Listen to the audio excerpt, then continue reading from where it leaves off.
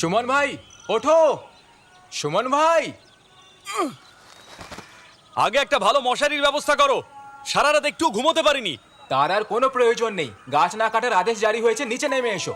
যেমন আপনারা এক্ষুনি শুনলেন যে গাছ না কাটার আদেশ জারি হয়েছে, আর সেই জন্য ভালোই উপোস হচ্ছিল, রক্তও পরিষ্কার হতো আমার।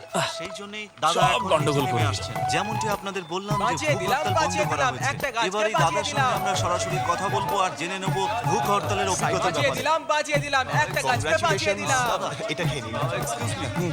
দাদা বাঁচিয়ে দাদা দিলাম, একটা প্রশ্ন বাঁচিয়ে করবো? দিলাম, হ্যাঁ, ঠিক আছে, একটা ঠিক আছে, গাছকে দাদা বাঁচিয়ে দিলাম। দাদা এটা বলুন যে দুটো পক্ষই এখন খুশিতে নেচে উঠেছে, আপনার কেমন লাগছে দাদা বলুন? কি ভেবেছিলেন একটা গাছ কেটে ফেলা এতই সহজ?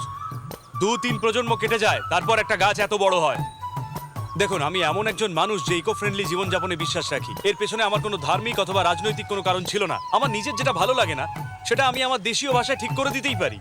শুধু এটুকুই বলার আছে। বাঁচিয়ে দিলাম, একটা স্বাধীনতা গাছকে সংগ্রামের বাঁচিয়ে পর আমরা প্রথমবার দেখলাম যে আমরা আরো একটা লড়াই জিতে গেছি।